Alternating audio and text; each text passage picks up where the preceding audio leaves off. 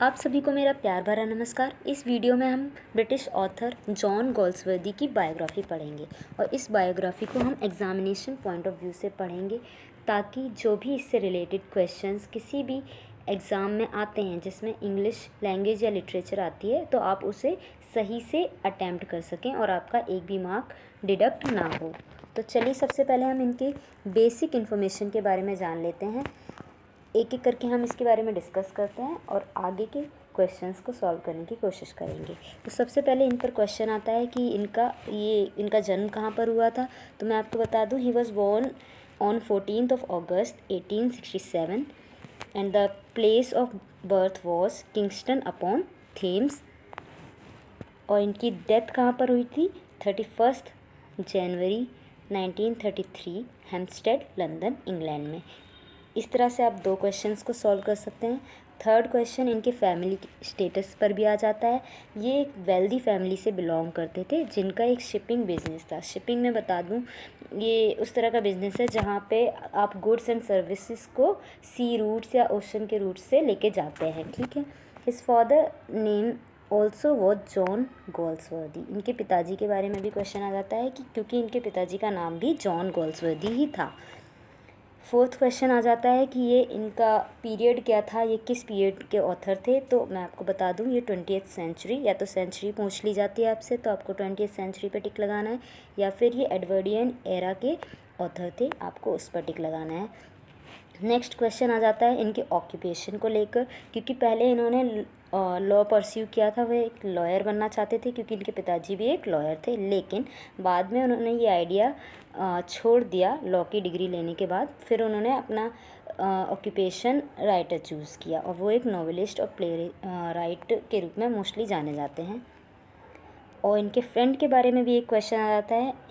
इनके फ्रेंड का नाम है जोसेफ कॉनरेड, जो खुद भी एक ऑथर थे, इसलिए ये इम्पॉर्टेंट है। ये क्वेश्चन कई बार आया हुआ है।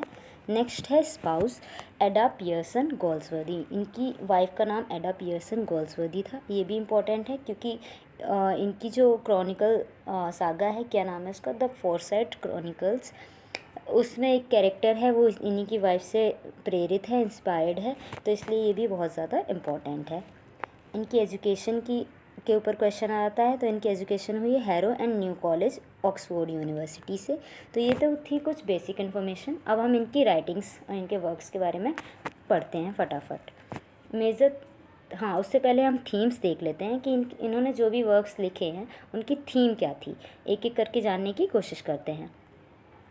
फर्स्ट है क्लास सिस्टम। क्लास सिस्टम दोस्तों एक तरीके से जैसे जो उसका जो डिफरेंस होता है, इनकम का जो डिफरेंस होता है, कोई अपर क्लास कोई लो क्लास से बिलोंग करता है, तो ये क्लास सिस्टम होता है। सफोकेटिंग मोरल कोड्स की आपको क्या करना चाहिए, या आपका जो पर्टिकुलर कैरेक्टर है उससे क्या चीज़ें सूट कर रही हैं वो आपको करनी चाहिए। स्टीरियोटिपिकल बिहेवियर जिसे हम कह सकते हैं, तो ये काफ़ी सफोकेटिंग हो जाता है कभी कभार कि आपसे क्या एक्सपेक्ट किया जाता है पर वो एक्चुअली आप करना चाहते भी हैं या नहीं। तो ये इनके बारे में लिखा है इन्होंने अपनी राइटिंग्स में, जो भी नॉवेल्स या प्लेज लिखे हैं या एसेज वगैरह। विमेन इन अनहैप्पी मैरिजेस, इन्होंने विमेन की कंडीशन को डिपिक्ट किया है अपनी वर्क्स में। नेक्स्ट है सफरिंग्स ऑफ एनिमल्स।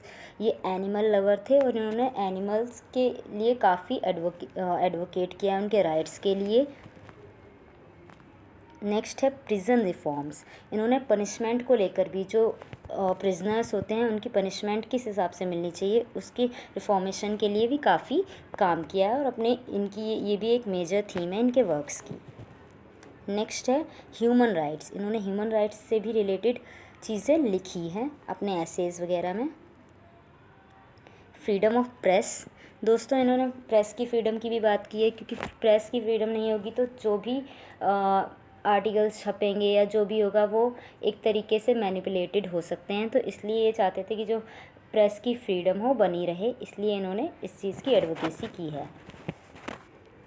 पर आप ध्यान देंगे कि ये सारी ही चीज़ें एक तरीके से हमारे सोशल इश्यूज़ हैं, आज के, इवन आज भी ये रेलिवेंट हैं। तो इनकी जो थीम्स हैं मेजरली वो सोशल इश्यूज़ हैं, तो इस पर भी क्वेश्चन आ जाता है कि इनकी जो ट्रेजेडीज़ हैं, इनकी ट्रेजेडीज़ को भी सोशल ट्रेजेडी कहा जाता है क्योंकि इन्होंने अपने टाइम की सोशल इश्यूज़ के बारे में लिखा है। नेक्स्ट अब हम देखते हैं क्या है इनके बारे में। इनको कौन कौन से अवार्ड्स और ऑनर से नवाजा गया है, ये इसके बारे में हम फटाफट डिस्कस कर लेते हैं। फर्स्ट है, in 1918 he was offered a knighthood but did not accept it. इन्हें नाइटहुड की उपाधि प्रदान करने की कोशिश की गई, पर इन्होंने ये कहकर मना कर दिया कि जो ऑथर होता है या कोई भी राइटर होता है उसके लिए उसका काम ही उसकी उपाधि होती है, तो इन्होंने ये रिजेक्ट कर दी थी। सेकंड है, इन 1929 he was awarded with order of merit. ये भी एक टाइप का ऑनर है जो इनको दिया गया था और इन्होंने ये एक्सेप्ट कर लिया था। थर्ड और लास्ट है, इन 1932 he was given Nobel prize for literature. इनके लिटरेचर साहित्य में इनके योगदान को लेकर इन्हें नोबेल प्राइज़ मिला था 1932 में, जो इन्होंने एक्सेप्ट कर लिया था। अब अगला टॉपिक ऑफ डिस्कशन है literary works he produced with his pen name John Sinjohn. इन्होंने जब लिखना शुरू किया था तो इन्होंने अपने नाम के साथ लिखना शुरू नहीं किया था, इन्होंने एक स्यूडोनिम का इस्तेमाल किया था जो कि जॉन सेंट जॉन था। इसके साथ ही इन्होंने 2-4 वर्क्स प्रोड्यूस किए थे इसी नाम से। तो देख लेते हैं वो कौन कौन से हैं, ये भी क्वेश्चन आ जाता है पेपर में। तो 1897 फ्रॉम द फोर विंड्स, ये एक कलेक्शन ऑफ स्टोरीज़ है, शॉर्ट स्टोरीज़ जो इन्होंने लिखा था। तो इन्होंने जब इसको पब्लिश करवाया था तो इन्होंने जॉन गोल्सवर्दी की जगह जॉन सेंट जॉन नाम से पब्लिश करवाया था। सेकंड है 1898 जोसेलिन, ये इनकी फ़र्स्ट नॉवेल भी है। ये मैं आपको बता दूं, इस पर भी क्वेश्चन आ जाता है कि इनका जो फर्स्ट नॉवेल है वो कौन सी है, तो आपको जोसेलिन पर टिक लगाना है। लेकिन इन्होंने ये अपने नाम से नहीं लिखी थी, ये भी आपको ध्यान रखना है। थर्ड है 1900 villa Rubian and other stories, ये भी इन्होंने अपने नाम से नहीं लिखी। 1901 अ मैन ऑफ डेवोन, ये शॉर्ट स्टोरीज़ का कलेक्शन है, ये भी इन्होंने अपने नाम से नहीं लिखा। तो ये मेजर 4 वर्क्स हैं जो इन्होंने सीडोनिम से लिखे हैं। अब देखते हैं इन्होंने अपने नाम के साथ कब पब्लिशिंग स्टार्ट की। तो जल्दी से हम द फोरसाइट क्रॉनिकल्स के बारे में जान लेते हैं। फोरसाइट एक फैमिली है, उसका ये सरनेम है। क्रॉनिकल्स को आप क्रोनोलॉजी से भी समझ सकते हैं कि क्रोनोलॉजी के मतलब जब एक इवेंट के बाद दूसरे इवेंट होता है तो हम उसे एक ऑर्डर में लगाते हैं कि पहले कौन सा हुआ से दूसरे नंबर पे कौन सा हुआ, तो उसको क्रोनोलॉजी कहते हैं या क्रोनोलॉजिकल ऑर्डर कहते हैं। तो ये उसी से रिलेटेड है, तो इसके बारे में फटाफट जान लेते हैं। इसकी स्टार्टिंग इन्होंने 1900 से की। उसके इन्होंने लिखा the salvation of a Forsyte, the salvation of Swithin Forsyte. फिर इसके बाद इसकी फर्स्ट नॉवेल इन्होंने पब्लिश की द मैन ऑफ प्रॉपर्टी। इससे भी क्वेश्चन आ जाता है कि ये किस ईयर में पब्लिश हुई या जो फर्स्ट बुक कौन सी थी द फोरसाइट सागा की, तो आपको ये पता होना चाहिए। तो ये फर्स्ट बुक थी। सेकंड है 1918 Indian summer of a foresight, ये नॉवेल नहीं है, ये first interlude of the Forsyte saga है। तो मैं आपको बता दूं, इंटरल्यूड का मतलब होता है, इंटर मतलब होता है बीच में, और इंटरल्यूड का मतलब होता है कि कोई भी ऐसी चीज़ जो 2 इवेंट्स या फिर 2 चीज़ों के बीच में हुई हो, ठीक है, इंटरवल में हुई हो, तो हम इसको इस तरह से समझ सकते हैं। पहले the man of property publish हुई, उस सेकंड नॉवेल कौन सी है, इन चांसरी, तो उसके बीच में एक इंटरल्यूड पब्लिश हुआ जो इन्हीं दोनों से रिलेटेड है पर थोड़ा अलग है इनसे। तो इंटरल्यूड कोई भी ऐसी चीज़ जो इंटरवल में होती है, ये कोई प्ले भी हो सकता है, कोई एक्ट भी हो सकता है, या कोई सॉन्ग भी हो सकता है। फिर इनकी सेकेंड नॉवल पब्लिश हुई in Chancery, this is the second book of the Forsyte saga. Then इन्होंने सेकेंड इंटरल्यूड पब्लिश किया of the Forsyte saga. Then third book of the Forsyte saga publish हुई। तो फोरसाइट सागा में basically 5 books हैं, तो जिसमें से 3 novel हैं और 2 इंटरल्यूड्स हैं, ये आपको पता होना चाहिए। फिर द फोरसाइट सागा का सीक्वल आया अ मॉडर्न कॉमेडी, इसमें भी इसी तरह से 3 बुक्स हैं, 3 नॉवेल्स हैं और 2 इंटरल्यूड्स हैं। इसके बारे में देख लेते हैं। तो इसकी फर्स्ट बुक है द वाइट मंकी, जो 1924 में पब्लिश हुई। This is the first book of a modern comedy. Then हम देख लेते हैं इसके अगली बुक्स कौन सी पब्लिश हुई हैं। 1926 में the silver spoon, second book of modern comedy. 1927 a silent wooing, ये भी इंटरल्यूड है, इंटरल्यूड में बता चुकी हूँ आपको क्या होता है ये। This is the first interlude of a modern comedy. उसके बाद इन्होंने पब्लिश किया 1927 में ही passers by, second interlude of a modern comedy.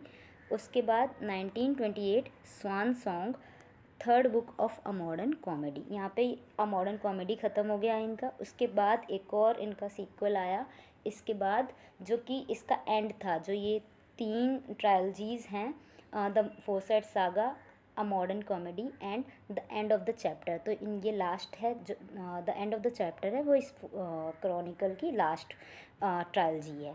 तो इसके बारे में फटाफट देख लेते हैं। उसकी फर्स्ट बुक है मेड इन वेटिंग, जो 1931 में पब्लिश हुई। This is the first book of the end of the chapter. 1932 flowering wilderness, second book of end of the chapter. Third है 1933 में पब्लिश हुई वन मोर रिवर, जिसका original नाम over the river था, third book of end of the chapter. तो यहाँ पर इनकी ये जो तीनों ट्रायलजीज़ हैं वो रीपब्लिश हुई थी द फोरसाइट क्रॉनिकल्स के नाम से, ठीक है। तो इसका पूरा कलेक्शन द फोरसाइट क्रॉनिकल्स के नाम से जाना जाता है। तो इसके बाद अब आगे चलते हैं, इनकी बाकी वर्क्स के बारे में जानते हैं। अब हम बात करेंगे प्लेज़ के बारे में। मैंने एक साथ ही पूरा वो बना के लिख दिया है कि ये सारे ही प्लेज़ हैं, तो आपको बार बार इनका जॉनरा देखने की ज़रूरत नहीं पड़ेगी। तो ये आपको एक बार में ही याद कर लेने हैं कि इन्होंने कौन कौन से प्लेज़ पब्लिश किए हैं। तो इसमें जो भी लिखा है वो सभी प्लेज़ ही हैं। 1906 में द सिल्वर बॉक्स, उसके बाद 1909 स्ट्राइफ का मतलब मैं बता दूँ, कोई भी कॉन्फ्लिक्ट जो दो लोगों या किसी भी दो पार्टीज़ के बारे में होती है।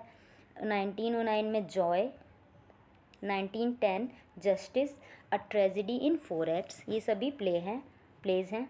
1911 में the little dream, an allegory in 6 scenes. 1912 the pigeon, a fantasy in 3 acts. 1913 the fugitive, a play in 4 acts. 1914 the mob, a play in 4 acts. 1915 में पब्लिश हुआ the little man and other satires, इसमें 2 plays हैं और 19 short stories हैं।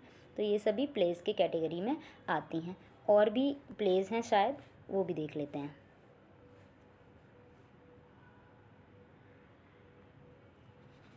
1915 a bit of love, a play in 3 acts. 1917 the foundations, an extravagant play in 3 acts. 1919 the first and the last, ये आपको इस तरह से लर्न करना है कि ये किस ईयर में पब्लिश हुए और इनका पूरा नाम क्या है और ये क्या हैं, प्लेज़ हैं, ठीक है। तो मोटे मोटे इस तरह के क्वेश्चंस इस पे आएंगे जो कि आपको आंसर करने हैं। इनके बारे में क्या है ये या किस बारे में है वो हम अगली वीडियो में डिस्कस करेंगे, क्योंकि बेसिक क्वेश्चन यही आएंगे कि ये जो प्ले है, ये पर्टिकुलर प्ले है, वो किसने लिखा है, या फिर ये क्या है, प्ले है, नॉवेल है, या मतलब क्या इसका जॉनर, पैम्फलेट है या कुछ और है। 1920 the skin game, a tragicomedy in 3 acts. Next है 1922 the family man in 3 acts. 1922 loyalties, a drama in 3 acts. 1922 windows, a comedy in 3 acts for idealists and others. 1926 escape, an episodic play in a prologue and 2 parts. 1935 punch and go. तो ये तो दोस्तों इनके place थे जो उन्होंने लिखे हैं। अब आगे देख लेते हैं इन्होंने और कौन सी राइटिंग्स लिखी हैं। अब इनके एसेज़ के बारे में देखते हैं, क्योंकि इन्होंने एसेज़ भी लिखे थे। तो फर्स्ट है क्वालिटी, ये इन्होंने 1912 में पब्लिश किया था। द इन ऑफ ट्रैंक्विलिटी, ये भी इन्होंने 1912 में पब्लिश किया था। ये एक एसेज़ का कलेक्शन है, इसमें अलग अलग सब्जेक्ट्स के बारे में इन्होंने अपने थॉट्स को शेयर किया है। एड्रेसेस इन अमेरिका, ये लेक्चर्स थे, 7 लेक्चर्स थे बेसिकली, तो इन्हें फिर एसेज़ के फॉर्म में पब्लिश किया गया 1912 में ही। टू एसेज़ ऑन कॉनरेड, जैसा कि मैंने पहले भी बताया था, जोसेफ कॉनरेड इनके बहुत अच्छे दोस्त थे जो खुद में भी एक ऑथर थे, तो इन्होंने उनके नाम भी 2 एसेज़ लिखे थे, पब्लिश किए थे 1930 में। अगले कलेक्शंस के बारे में बात कर लेते हैं। 2 कलेक्शंस हैं ये दोस्तों, द मैनहट्टन एडिशन 13 वॉल्यूम्स जो 1923 से लेकर 26 के बीच में पब्लिश हुए। 1927 से 34 द ग्रोव एडिशन 27 वॉल्यूम्स। इनके अदर वर्क्स के बारे में जान लेते हैं फटाफट। अदर मेजर वर्क्स हैं इनके 1904 में द आइलैंड फेरिसीज, ये एक नोवेल है। मैंने इनके साथ ही ये लिख दिया है कि ये नोवेल है या ड्रामा है या फिर पैम्फलेट है या ऐसे है या शॉर्ट स्टोरीज़ है, ताकि आपको बाद में कन्फ्यूज़न ना हो, क्योंकि इससे बहुत सारे क्वेश्चन आते हैं कि मान लीजिए ऐसे आ जाएगा कि द कंट्री हाउस वो क्या है, नोवेल है, ड्रामा है, मतलब क्या है। तो ये आपको पता होना चाहिए। कई बार आपको पता होता है कि ये कंट्री हाउस है, जॉन गोल्सवर्दी ने लिखा है, लेकिन जब इस तरह का क्वेश्चन आ जाता है कि ये क्या है तो बच्चे इसमें फंस जाते हैं। 1908 अ कॉमेंट्री, ये कॉमेंट्री है, इसमें 20 शॉर्ट स्टोरीज़ हैं। 1909 फ्रेटर्निटी, ये एक नावल है। 1909 a justification for the censorship of plays, ये इन्होंने ऐसे लिखा है, तो आपको पता होना चाहिए इसका जॉनरा। 1910 अ मॉटले, शॉर्ट स्टोरीज़। मॉटले का मीनिंग मैं बता दूँ, मिक्सचर, किसी भी चीज़ का, अलग अलग चीज़ों का मिक्सचर, शॉर्ट स्टोरीज़ हैं ये। 1910 में ही the Japanese quince, short story, ये अमॉटले के अंडर ही पब्लिश हुई थी, ये एक शॉर्ट स्टोरी है। 1910 द स्पिरिट ऑफ पनिशमेंट, ये पैम्फलेट है। पैम्फलेट में आपको बता दूं, ये होता है कोई भी एक छोटी सी बुकलेट या कोई भी ब्रोश्योर काइंड ऑफ, जिसमें एक ही सब्जेक्ट के बारे में कोई आर्ग्यूमेंट या फिर इंफॉर्मेशन दी होती है, वो पैम्फलेट कहलाता है। ये भी एक फॉर्म ऑफ राइटिंग है। हॉर्सेस इन माइंस, ये भी एक पैम्फलेट है, जो कि पहले लेटर के फॉर्म में इन्होंने द टाइम्स को लिखा था, फिर बाद में ये पैम्फलेट के रूप में पब्लिश हुआ था 1910 में ही। 1911 द पेट्रिशियन नोवेल, पेट्रिशियन का मीनिंग मैं बता दूं, नोबलमैन, कोई भी जो अपर क्लास का हो, या एरिस्टोक्रेट कह सकते हैं आप, ये एक नोवेल है। 1912 मूड्स सॉन्ग्स एंड डॉगरेल्स, डॉगरेल मैं आपको बता दूं, ये एक टाइप की पोम्स है जो कोई पर्टिकुलर राइम्स या मीटर या कोई रिदम या स्टाइल को फॉलो नहीं करती है। ठीक है दोस्तों, नेक्स्ट स्लाइड पे मूव ऑन करते हैं और बाकी के वर्क्स देखते हैं फटाफट। 1912 फॉर लव ऑफ बीस्ट, ये एक शॉर्ट स्टोरी है। 1913 ट्रीटमेंट ऑफ एनिमल्स, ये एक स्पीच है जो उन्होंने दी थी एनिमल्स के अधिकारों को लेकर। 1913 the slaughter of animals for food. 1913 the dark flower, ये एक नोवेल है। 1915 द फ्रीलैंड्स, ये एक नोवेल है। 1916 अशीफ, ये शॉर्ट स्टोरीज, पोम्स और एसेज का कलेक्शन है। 1917 बियॉन्ड, ये भी एक रोमांटिक नोवेल है। 1918 फाइव टेल्स, ये तो आप समझ ही गए, ये टेल्स हैं अलग अलग। Contents the first and last, a stoic, the Apple tree, the jury man and Indian summer of a Forsyte, the first interlude of the Forsyte saga, ये इसके अंडर पब्लिश हुए थे। फटाफट बाकी का वर्क्स देखते हैं। 1919 सेंट्स प्रोग्रेस, ये एक नोवेल है। 1920 में पब्लिश हुई tatterdemalion, short stories का कलेक्शन है। 1923 captures, a collection of short stories. 1924 abracadabra and other satires, ये plays, essays and short stories का कलेक्शन है। 1924 में पब्लिश हुआ the forest, a drama in 4 acts, ये एक play है। 1924 old English, a play in 3 acts. 1925 the show, a drama in 3 acts, ये तीनों ही प्लेज हैं। 1925 caravan, the assembled tales of John Galsworthy, New York Charles Scribner's sons ने ये publish किया है, तो इसलिए यहाँ पे उनका नाम लिखा है। तो ये हाँ, इसके बाद 1926 वर्सेस न्यू एंड ओल्ड, ये a poem of a collection of poems है। 1927 castles in Spain and other screeds, ये कलेक्शन ऑफ शॉर्ट स्टोरीज़ है। ये सारे इनके मेजर वर्क हैं। इनके बारे में कभी ना कभी क्वेश्चन आया हुआ है कि ये किसने लिखे हैं, तो इसलिए इन्हें मैंने एक साथ लिख दिया है, ताकि आपको पता हो कौन कौन से वर्क्स से क्वेश्चन आया हुआ है और वो किसने लिखे हैं। 1929 एग्जाइल्ड, ये एक प्ले है। 1930 सोम्स एंड द फ्लैग, ये नोवेल है। 1931 the creation of character in literature, the romance lecture for 1931, ये लेक्चर है। 1932 40 पोम्स, ये तो आपको पता ही चल रहा है, ये पोम्स हैं। 1933 autobiographical letters of Galsworthy, correspondence with Frank Harris, ये लेटर्स हैं। 1934 collected poems. 1935 the life and letters of John Galsworthy, ये इन्होंने नहीं लिखा है, ये इनकी बायोग्राफी है, जो कि एच.वी. मैरोट, जिनका पूरा नाम हैरोल्ड विंसेंट मैरोट है, इन्होंने लिखा है। Other works 1935 the winter garden, 4 dramatic pieces, ये स्पेलिंग मिस्टेक हो गया यहाँ पे, ये ड्रामेटिक है, 4 ड्रामेटिक पीसेस, ये भी प्लेज हैं। 1935 Forsytes Pendyces and others stories and criticism है। 1935 selected short stories. 1937 glimpses and reflections letters and essays and criticism का ये कलेक्शन है। 1968 Galsworthy's letter to Leon Lion. 1932 1970 letters from John Galsworthy. ये इनके major works थे। तो इनमें से कहीं ना कहीं कभी ना कभी क्वेश्चन आ जाता है कि ये किसने लिखा है, ये कब लिखा गया है और ये पर्टिकुलर चीज़ क्या है, नोवेल है, लेटर्स है, पैम्फलेट है, क्या है। तो ये इसके बारे में आपको पता चल जाएगा अगर आप अच्छे से इस वीडियो से को देखकर नोट्स बना लेंगे। तो मैं आशा करती हूँ कि आपको वीडियो पसंद आई होगी। Thank you very much.